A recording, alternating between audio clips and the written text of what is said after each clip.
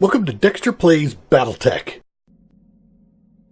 Welcome back to Dexter's Wolfpack. We are taking a look at BattleTech. Now, I finished the campaign, and I'm just doing an interim video here before I decide what I'm going to do next, and we'll talk a little bit about that in a second. I wanted to do kind of an after-action review of the game. This game, when I first saw it coming out, and I saw some alpha play, I remember back when I played this tabletop game in the 1980s. Loved playing the tabletop game, and I was excited to get the chance to play this on a computer where all of the little administrative ticking off stuff was going to be handled for me, and I really could just get into the gameplay. And in that aspect, it did not disappoint. The conversion into a computer game really took a lot of the BattleTech tabletop game with it. I was multiple times was able to utilize what I knew from the tabletop game to play the computer game here in combat and have things occur that weren't necessarily obvious or even stated anywhere. So from that point of view, I think they did a wonderful job of converting it over. It was nice to see a lot of the old mechs come back, things like the Locust, the Panther, the Atlas. All of these were, the Griffin. They were all very staple mechs in the tabletop, and seeing them in the game here was awesome to see, and well done. There's a couple that were missing that, would have been nice to see, but I understand why they aren't there. The Marauder isn't in here. The Valkyrie isn't in here. The Marauder's an assault mech that carries like 4 PPCs. It's got 2 big arms on it that look more like cannons, and it stomps around looking kind of like a beetle in effect. Littleish, king crabbish, but that one and the Valkyrie, which was a transformable medium mech that went from a regular robot mech up to a flying mech and in between. Both of those had to be removed because of copyright issues and lawsuits that were occurring with the Robotech series and the folks who owned the Robotech franchise. And part of that settlement was they weren't going to use the iconic mechs from Robotech. So I can see that while they weren't in there. Gameplay, I like the variety of weapons. I think the addition of the plus and plus weapons to give bonus damage, bonus attack, bonus stability were all added interest and variety into the mechs, so they made them feel a little bit different. I like the fact that within the barracks, the MechWarriors themselves vary a little bit. When you were building out different MechWarriors, you have different options. Like, for example, you could get your sensor lock and multi-target and breaching shot. All of these were kind of nice things to see initially, but I found that some things just were never worth getting. And let's see if I can actually see them here. Yeah, so in this new guy here, you can see, like, for example, Master Tactician. I took nobody with Master Tac. Not because it isn't a reasonably decent skill, but there are other skills that just far outstripped it so that it was never picked. Sensor lock is good for your scout. So, for example, my main character was the scout of the Lance, and so he had sensor lock wherever he was going. But then I maxed out his piloting to make sure that he had a lot of evasion. So he had evasion, movement, and he also had the ace pilot so that I could delay to the last phase, take my action to jump in, spot stuff, or mark it, or take a shot. And then, even with this, I could then the next turn shoot again and then jump out of range. So it allowed a lot of hit and run kind of tactics. So that was kind of fun there.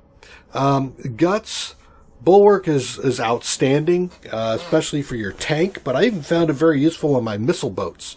There was really no other second tier skill that was worth taking, or I should say first tier skill was worth taking for a missile boat. I mean, I had sensor lock initially, but the missile boat's supposed to be firing, not sensor locking. So if you sensor lock, you lose all of your missiles as an option. So that wasn't a good choice.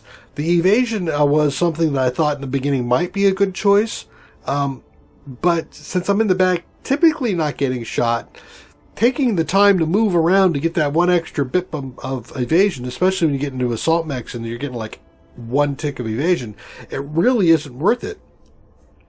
So instead, what I was doing was taking bulwark on my missile boats and then going for multi-shot breaching shot. And the breaching shot, because then when I was having initial engagement or long-range engagement and all of my enemies were bracing themselves for half damage, I would just tag 3 different guys, hit them with 3 of my missiles. If I had at least 3 LRMs on it, then I could spread out the damage across 3 different mechs, but get full damage. So I was still doing I was getting the max benefit out of my missiles that way. So again, it was just never worth taking any of the other ones. For my tank up front, again, I had bulwark, and in one case I did take, you can see here, Puffin. I took the evasive because I was thinking, well, I was going to do some melee, but then what I ended up getting into was my assault mech tank was doing 150-ish damage with a melee attack and 350 or almost 400 points of damage without. So I was never taking it because it just wasn't the good choice. So instead, what I ended up doing is I built them out with the same way as a missile boat. Standing by. I went breaching shot. That way at long range with the Gauss rifle, I always had at least one long range heavy weapon. The Gauss rifle was perfect because it's also good up close. I could take a breaching shot from way back where and hit for 75 points of damage and either open up an area or strip something. Very, very advantageous to me. So this build was was universal on all of my characters except for the Scout. And the Scout went completely different with all of my dodging going on. Here, I'll pick out Decker for that so you can see. So I did that. So I like the skills. I like the ramping up of the skills thing. Even being able to isolate these was pretty good.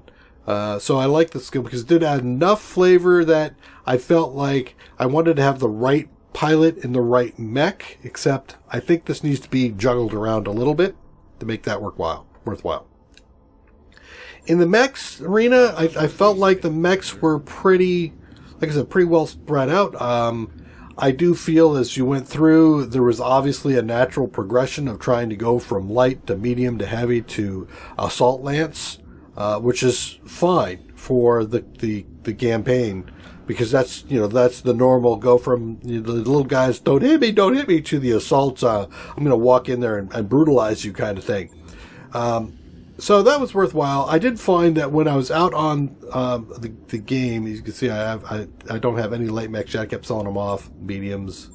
I was selling most of those off, but then I started keeping heavies and definitely was keeping assaults.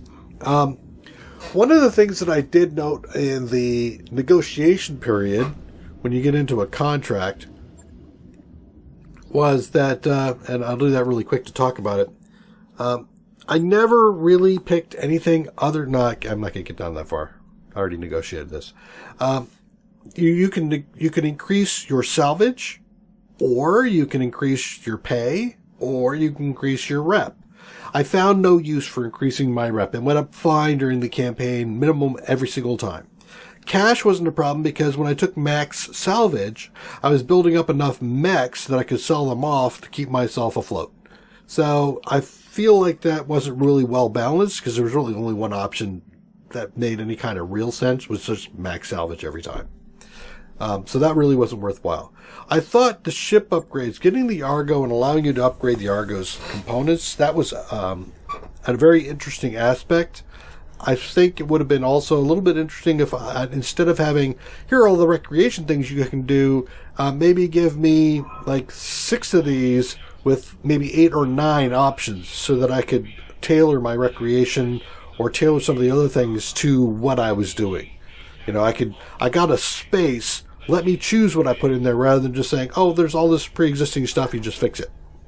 I think that would have been a little bit more interesting. You could have done the same thing between structure drive, maybe even throw like a weapon on it or something. Not that it's the equivalent of one of the heavy drop ships with artillery and the like on it, but at least then during like pirate engagements where you get the pirate thing, if you built the point defense system, whatever, you get a different option with the pirates. That would have been kind of an interesting deal. I would have liked that. The star map, I like the size of the star map here. It felt good initially to me, but everything happened right in here. I mean, all of this is ancillary. I never visit up here. I never visit out in here. This was where I was. So I felt like maybe this whole area out here is intended for sandbox time, going out afterward. I have, as you can see, gone all the way up here into the Davon space from Federated Suns. Maybe that's Davon. I got up into Federated Suns, and every fight was the same to me. I felt like when I was in Federated Suns territory or the Concordiant territory or Korea, whatever territory I was in, didn't really matter. It just was a different name on it. I would have liked gameplay or shop availability to feel different between the different areas so that I felt like, oh, there's a reason I want to go to one over the other. I would also have liked to have seen the factions have a little bit more impact. Right now, after the campaign, the faction has a little bit of an impact on what you can take as far as missions. Some of the missions aren't offered to you if you don't have an eye on a faction. But as far as I can tell, it had no impact on shop availability. You can still buy stuff, and the best you can get at a shop was a 10% discount for being like allied, 5 for being friendly or liked. So so I'm in here. I think I'm liked, not friendly. So I have no discount or penalty here. If you're not liked, you get a little bit of a penalty. Nah, nice try, but it didn't really hit the mark for me. Last kind of thing here. So we looked at here's the reputations. We go down here. We'll take a look at the reputation screen. Here's the reputation screen. So now you can see that, for example, I've been going around here. I've got allied with the Arana Restoration. I'm allied with the Concordiant now, friendly and liked. I actually, at this point, was trying to max out some of my factions. So I was taking max faction. And there's a number of times I regretted doing it. Just because something really nice dropped. And at this point, really, the only thing I'm picking up is triple plus stuff. Otherwise, just give me whatever and I'll sell it later. Finances was an interesting twist. It did make me a couple of times choose something different. So every month when it comes around, you get the chance to up or downgrade their pay. So right now they're all sitting at normal. And if you go above normal, you start getting a bonus morale effect, and it will increase your permanent morale. So here I was just getting zeros. And the ship adds a bunch of morale. And I'm not really sure that the morale added from ships like the recreational facilities here giving me +1 really made a difference. And what I mean by that is, with all of this stuff in here, I feel like I should have been able to pick maybe lower pay and just say, look, I'm not going to pay you as much, but you got all these great benefits on the Argo that I still go in with max morale. That wasn't the case. This morale comes down directly related to whatever your pay is, and I feel like the net sum should be adjusting this. I also think there should be a morale decay, so every month you lose 2 morale just to, been there, done that, and you have to keep your morale things like for engineering and the like up to a positive so that you're counteracting that and keeping them maxed. I'm also not certain, actually, if in combat, when you do gain morale for killing something, if any of this impacts that. I'm not sure why taking down a mech pilot on the battlefield would result in me getting more morale back because I have a low G pool in the Argo. So I wouldn't expect that to be in there. But then again, there is some question around, well, is there some kind of flavor or something we get to put in the cockpits where I get a bonus morale? You can do communication for bonus morale, but I'm not really sure how all that is going to be any different than the experience I had. So I don't think that really helps a whole lot. With that, the last thing we're going to talk about then is the contracts. So when you go into the contracts here, you can go talk to Darius, and he'll show you here are the available contracts that you have available. One of the things I found is a limiting thing is every time I jumped to a new really too low. Oh, I haven't done any real work for these guys. If I get into an area like a jump to a new star system, there is usually one contract available. I do the contract, I have to jump. I understand that might be to help drive the finance cost, because every 30 days I have to spend $650,000. I get that. But I still feel like I should have had more options. So there's some balance thing I think might have happened in there, but at least this gives me some feel. There was also a really large disparity between the difficulty systems of just a generic spawned mission like these, which is 5-star. These are fairly, these can be pretty tough. I got to the point in the end game where I felt like they were pretty trivial. I say that, and I lost a mech at one point, but really weird odds. I'll talk about that in a second. But so these were trivial to me, but then the storyline missions, like 3-star, 3-skull, felt like a 4 or 5 skull mission, the way it played.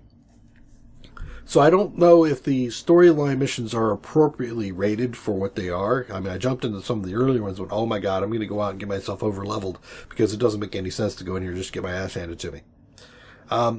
There is a few things in the game also from a randomization thing that don't favor. One is, if you continue to miss shots, so if you have the 90% shot and you miss it, there is an internal part of the engine that will give you a bonus on your next shot, so that you don't have the XCOM type string of misses where they're like, I have 4 shots to make, any one of these need to hit to make sure that I don't wipe. They're all 90% and I miss 4 times. Most people beat their heads on the ground, and it's like, oh my god, I can't believe the odds on that was unbelievable. The game's cheating, and it's just you had some bad odds. And here they do the skewing so that doesn't happen. And I don't know if they go the other direction, if you're always hitting on your 90%, if they start to skew it down so you miss one every once in a while. I would imagine that would be the case, so that it feels like it's percentage-wise being enforced when it's not really the reality of statistics. The other thing that I ran into was the head hit system and the called shot system. The called shot system was partially effective. And that I mean, sometimes I would want to do a called shot on a chest or a torso to blow off an arm to reduce the number of weapons on there. That felt like I was making choices that were effective and actually, had pretty good, hit often enough, I felt like it was worthwhile. The headshots, however, was typically a 2% shot. So, 1 in 50 called shots is actually going to result in something. And that's too little payback for the cost of half my morale to take the shot. The other thing about it was, the best you could possibly work it up, and I tried to create like a sniper type for that purpose, it was 5%. And the only way to get that is to increase your tactics to the 2nd level of mastery. Then you get a 5% chance to hit. That's 1 in 20. A little bit more, it's like, let's go for jackpot, just see what happens. But generally, if I'm taking that shot, it's because nothing else in the battlefield matters. And that shouldn't be when I'm taking that shot. I should be taking that shot because, oh my god, I gotta go for a Hail Mary. And a 1 in 20 shot is not a Hail Mary to me. I did throw in that mech. I put it on the arm, which should have given me a bonus for that. It did not. I put in the tactical targeting system at max +3, and it gave me no additional benefit from there. So I figure that if I had stacked everything, that a headshot should have been at least somewhere in the 15% range. That would have been something more of like, I'm going to sit back here and take a headshot. 1 in, what is that? 1 in 7, 1 in 8, somewhere in there. Feels more rewarding to me. But the problem with that, of course, is you could take an assault mech off the battlefield because an assault mech's head isn't that much different than a panther head. I think the max armor was 45. So, you have most weapons that can one-shot a head. And I think really that should be adjusted a little bit so that AC-20, PPC are probably the only two that should be able to one-shot a head. Everything else should have to do a 2-shot. The other thing about this was some of the method I used in the beginning of knocking over mechs. They have a low guts. You knock over a mech once, you blow off its torso, you knock it down again, he's out of the combat because it's 3 damage. That felt like a method that I was using to take out mechs. Later on in the game, when I was running into the assault mechs and the tough ones, I was still doing the same sort of thing where I was knocking down mechs, and that was actually one of the things that would make it trivial. I'd have a tank, a scout, and 2 missile boats. I would move up, get an engagement, let something move, and then once it moved, I would use 1 missile boat to hit it, get it unsteady. I'd use my scout with its single AC cannon to blow it over, because it takes 2 different mechs to knock over a thing. It's not size that matters. You just have to get the total to be, first one to be unsteady. And once he's unsteady, any hit that exceeds his total stability knocks him over. So missile boat maxes his stability, makes him unsteady. Scout jumps in, shoots him with 1 AC cannon, and knocks him over. Now, I'm in a position where the tank would do a call shot on the center torso, and basically almost any mech, with the exception maybe like a king crab, I could core out the center in a single shot. Because he's down, I get a called shot, I hit the torso, dead. And even if he wasn't, a follow-up from the missile boat would take him out. I could also use the 2 missile boats in and of themselves to knock over any mech that was braced. So even if they were braced, I could still knock over the mech. The only thing was, if I was using all assault mechs, the timing with phase 1 was weird. I mean, I could knock it over and get right back up. I could knock it over, and the next turn it would be the first thing to move and get back up again. So trying to keep one down was really tough when you're doing just nothing but assaults. So it also felt like in the phases, I think that the phase 4 through phase 1 is reasonable, but I think there should also be at least 1 space on either side for other effects. And there is a phase 5 that can happen if you do like a phase 4 and you brace, or not brace, but you do a vigilance, get a +1, for example, or you have a special effect for a +1, and I think they actually should keep going. So if you get all of the bonuses, you should be able to get to phase 6. I also feel like you should be able to knock something down to phase 0. I hit you with the targeted shot, I knock you down, regardless, your assault mech should be in phase 0. It shouldn't get to go right after the bat after everybody else, especially with things like medium and light mechs, which are supposed to be nimble, don't get to react anywhere near as fast as a heavy mech does. I'm not going to go all the way into a fight. We will start one up here so we can talk about it, but I'm not going to go through it. I did do a game where, again, I'm at the point where this is fairly trivial, but I did end up having a fight where I had 8 assaults attacking me. I had executed, I think, 3 of them through the methods that I was talking about. And they got in, and during that time frame, they actually hit the Atlas's head 4 times. They shot his head 4 different times. And they actually did 2 other head hits on other guys. So I had 6 head hits in one combat. Unheard of. If you consider the fact that a head hit's like 2%, it's 1 in 50. And I will tell you, there were not 300 shots being fired on that field to actually make that happen. And then there was a death from above that hit the head. So they actually got my character. So it is possible, but it has to be really bizarre RNG to actually have you at a point where it gets kind of tricky. And then having, I think, was 5 other mechs still left on the field with 2 missile boats and a scout. That got kind of challenging. So that was probably the only challenging thing I've had since the end of the campaign. So with some of that said here, you'll see that I've got the deployment here. We're going in. And again, the way that this whole thing works, I like the ability to move stuff around, but one of the other things was in the mech bay. It was really frustrating for me to not be able to order my mechs in the mech bay. Maybe it's OCD of me, but I want to be able to move my first lance into position 1, 2, 3, and 4 of Mech Bay 1, my second lance into 1, 2, 3, and 4 in Mech Bay 2, and if I needed a third lance into 1, 2, 3, and 4 in the last one. I also didn't get into a position where I felt like I had to field multiple lances. Even in the end, when it really said you'd be ready for you need multiple lances for this, the reason for that was there was no rest period between attack 1, the mission 1 and mission 2. So if you took some damage, you couldn't repair it, so you might want to have a second lance available for that. I didn't need to have a second team available for that. That was really, redundancy was the only reason to have that.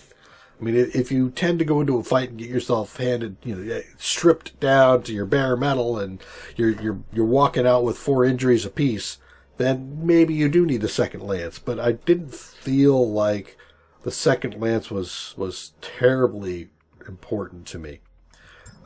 So ordering the mechs on the mech bay, I would like to be able to swap them back and forth between spots, just so that in my mind I can see what is my first lance that I've designed, and then also being able to have the multiple lances in there so I can have different mission types.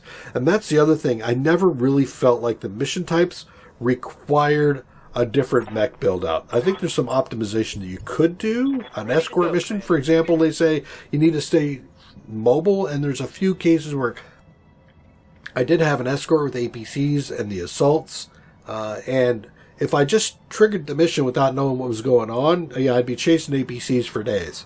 But really all I had to do was just lap them. I'd rather than trigger the event, knowing where they were going from and possibly where they were going to, I could move my mechs, my assault mechs, way out in advance. And then when I triggered the event, the APCs caught up to and got just past the assault mechs when they were being taken out, so that everybody was just fine. So I could compensate with that with my gameplay rather than with mech selection. And I think that would have been better if I had a feeling like I had to pick the right mechs to make that happen.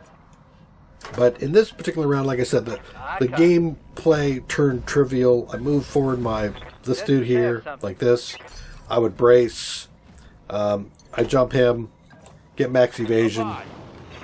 In this initial thing, I would brace as well. But he's well armored, and then I'd leave my missile boats in the back. In fact, this might be better if I just like walked over to some water, because they can get a little hot. But I'm throwing 75 missiles apiece on these guys. So, from that point of view, yeah. And then all I do is this. I reserve, let them move into range. Somebody going to move into range for me so I can demonstrate the failure of not moving. Yeah, here we go. This guy's going to move into range for me. Thank you very much. Ideally, he gets close enough to take a shot. Nope, he doesn't. All right. So he's going to entrench. He's there, but I got visibility on him. So all I'm going to do is I'm going to just pick him out. And now I have two things I can do. I could go for breaching shots, but I'm not going to do it. I'm going to show you what I mean by missile boats, I think, are overpowered. You can see I'm stripping off a lot of armor. I've got him almost all the way to the point of knocking him over. Now, if I built Decker out with his thing having two AC cannons with stability damage, I could actually knock him over. But right now, I was playing around with the Shadowhawk having leg mods. And that's the other thing. The leg and the arm mods are interesting. I just never found that the tonnage was worth the effect. So, for example, in my scout putting in a leg mod, I don't want to do death from above over here, even though I have a real significant reduction in damage to myself, because I lost all my evasion. It really wasn't worth it. So then I could, usually what I would do is if I had him maxed out, I would just jump him somewhere like up in here. There we go. There's 6. Nope, wrong way. Let's go this way. There's somebody over there. Like over here. I'll probably peek up a couple more guys on the regular units, but then I would shoot him and knock him over. I don't think I'm going to knock him over. I might. I did. So there you go. Even braced, the dude is down. All right. Another thing that I found that I could do with my assault mechs was do vigilance to bring them up to tier 2. So this guy's not going to get up until tier 1. What's up, Bob? But so if I could move up to a place where I could actually get him, which I don't think I can, that's a shame. On the move. But I will move forward. I think I got up far enough. I will vigilance this guy. I was barely using cold shots anymore. They're going to move. Both. Oh, I didn't need to. I could have just braced. Damn it. My bad. So anyway, I was doing vigilance. And then Ricochet is going to come out, and I'll hit the center here, and then maybe he'll come up and do the execution. Hello. Just center torso. Floor bow. The missile boats don't kill in one shot like this, but my Atlas can, and often does, one-shot these things. So that's why I feel like the missile boats are a little bit overpowered.